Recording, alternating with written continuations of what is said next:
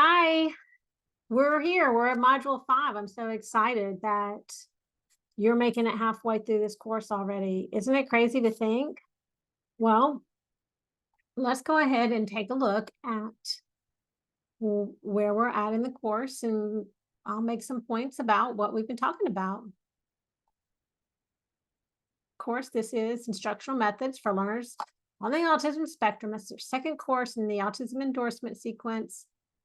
It is the course on how to assess and create intervention plans for learners with autism. So you're booking with the Ziggurat. As you can see by now, the Ziggurat model is a framework for assessing and using the details of the student characteristics that are specific to their autism to create an environment that is completely supportive. And they use the analogy of the ziggurat to do that, because the whole design of the ziggurat with the stacked blocks getting smaller is a way to add some very strong support once we get to the top. So they have 5 areas that have to be addressed for a learner with autism so that they can be fully supported. And you've covered all 5 of the levels by now. So you've learned what each of them are and have been given lots of evidence-based or promising practices to put in place in order to give support at these different levels. So we started by looking at the sensory and biological needs of the student and making sure that all of those needs are met so that they can be safe and grounded in the classroom. And then we have to think about how are they being reinforced. If you take a behavioral perspective, then you'll agree that everything we do is because there's some consequence that reinforces that behavior. So we have some control of that in the classroom. And if we take the time to understand what reinforces the student's behavior, we can set the environment up to be conducive to the behaviors we want to see, helping students access what they need. So it's win-win. The important thing is with students on the spectrum is trying to figure out what is it that reinforces their behavior, because it may not be your standard and traditional consequences as for other students. Then we want to make sure that we have all of the structured supports in place, typically visual supports, so that the students can predict their environment. Once we have all of that, those base level supports there, we can focus on what are the task demands that we're asking the student to engage in. Have we removed obstacles there? And then what skills do we need to teach so that they can be more productive? So the top 2 really do go together. So I got backed up a little bit here by accident. So what you just learned about were these top 2. So I want to review just a little bit of concepts that are related to the top 2 tiers of the ziggurat. So a lot of it is based on identifying prerequisite skills for the student. So what do they have to be able to do to engage in these activities within their school day. That's important because those are where we are determining if the task demand is too easy or too hard. And then once we realize where they're at there and what skills they need, that is the skill to teach. So how do we figure that out? Well, a couple of ways, and they kind of go together. We have ecological inventory and we have task analysis. So you've been learning about that in the last module. And when you're considering task demands, you have to know that prerequisite skill. And the prerequisite skills are required for the student to participate in the task at hand. 2 methods for finding that zone of proximal development, Vygotsky, that you learned about in the module, are those 2 things we're seeing on the screen here. With ecological inventory is looking at real environments that the student will be a part of so that you can see what skills are required in order for them to be successful and participate in that environment.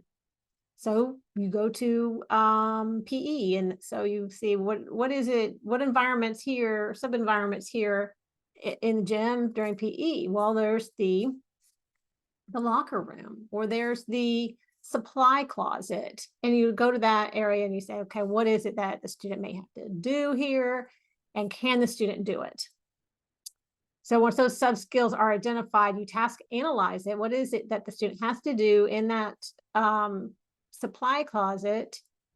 And you task analyze. So if they have to be able to wait for their turn to get in the supply closet to get what they want, how do you task analyze that? Or if they have to get a basketball, what is it that they have to do to be able to get that basketball?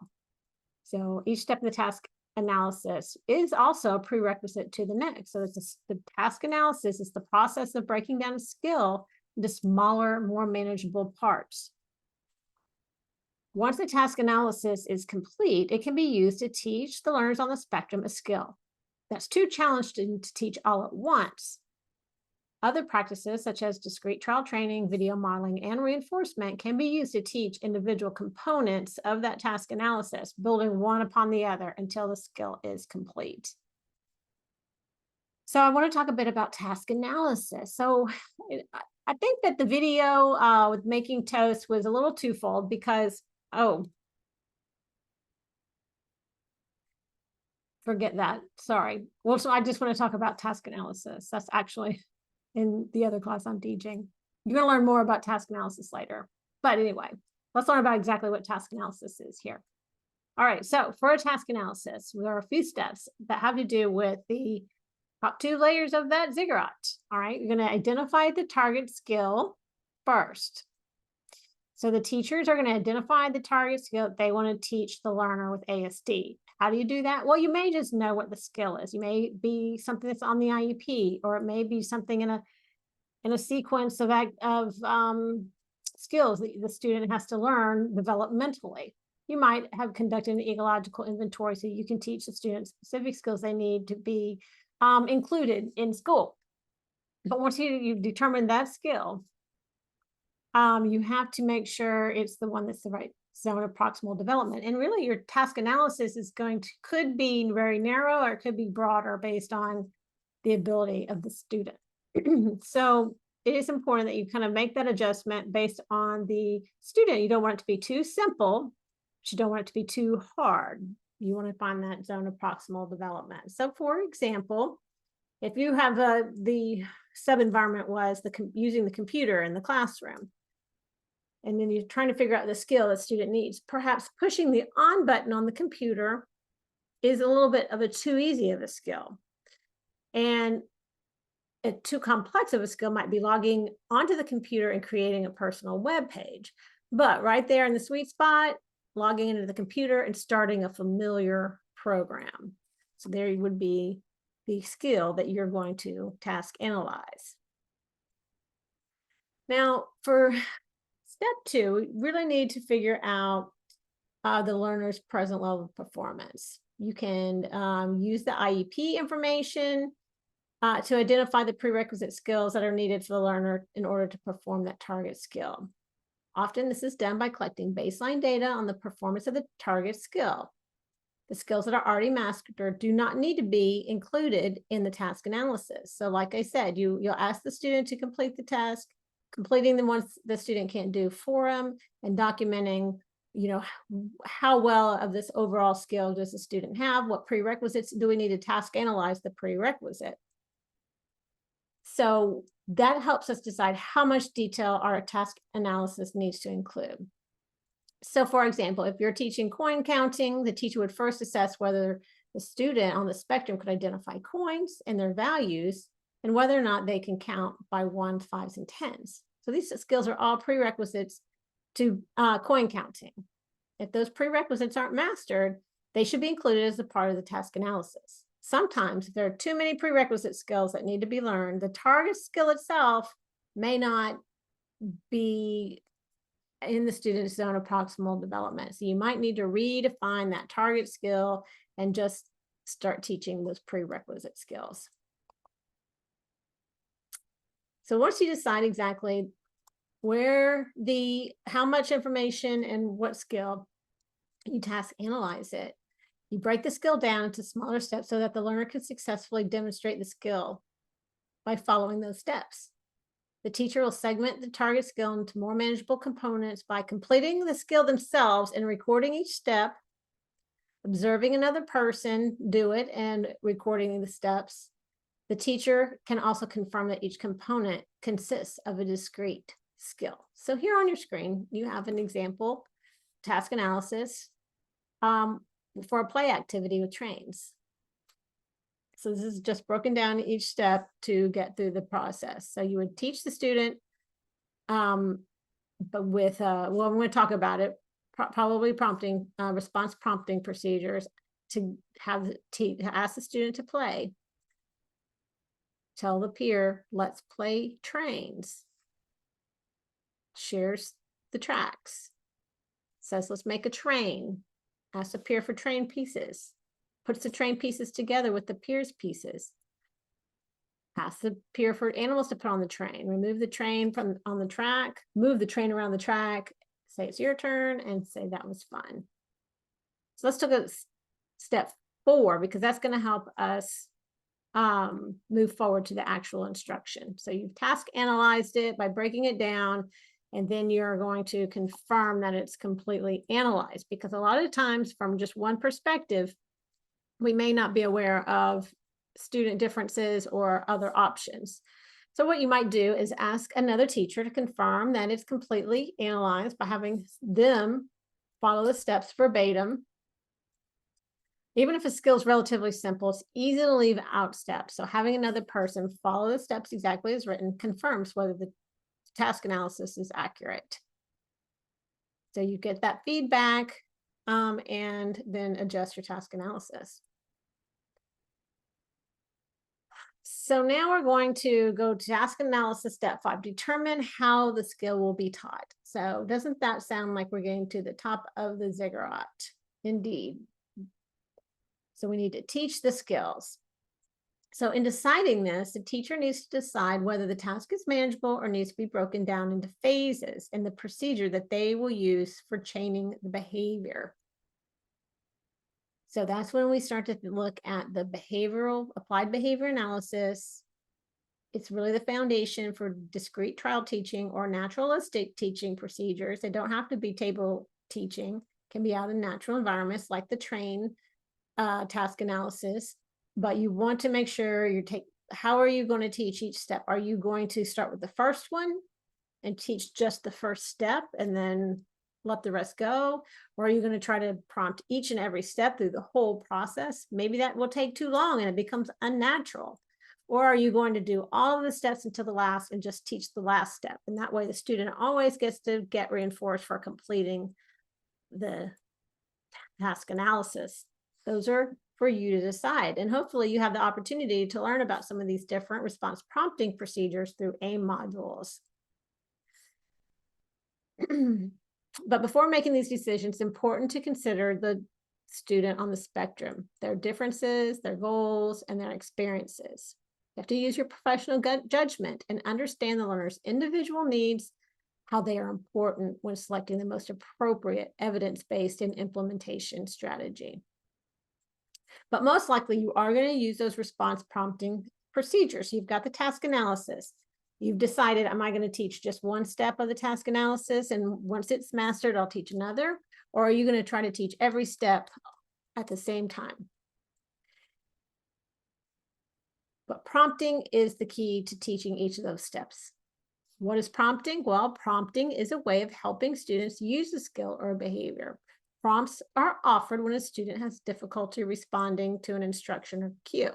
You don't want them to have an error, so you prompt them in the least restrictive way that they can get it correct. We call that a controlling prompt.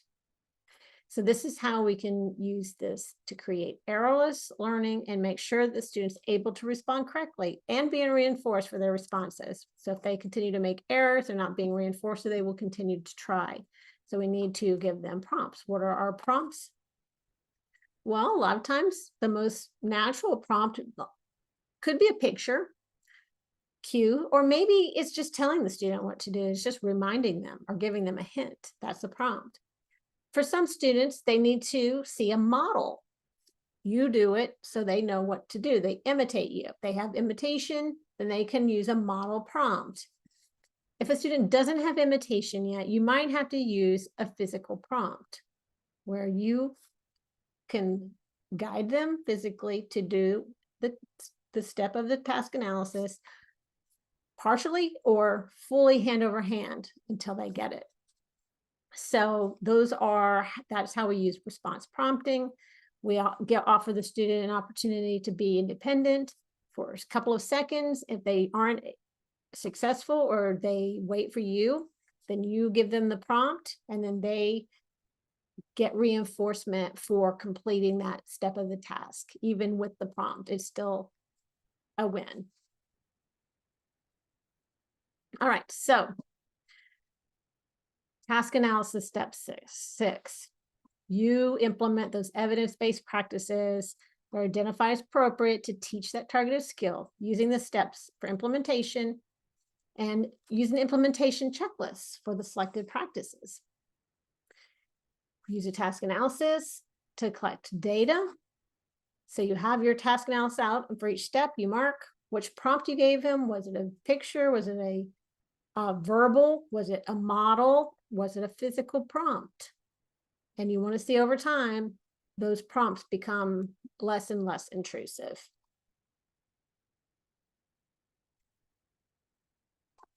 So there you have it. That is the most important thing I want you to come away with in terms of how to find out what are the task demands, prerequisite skills, task analysis, and then implementing to teach the steps of that task analysis with prompting procedures and collect data so you know that students are becoming more independent rather than prompt dependent.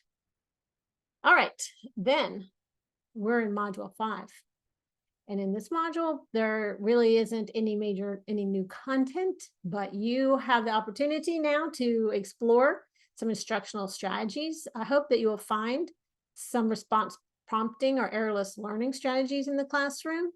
So we might call that systematic instruction or task analysis, response prompting, or errorless learning.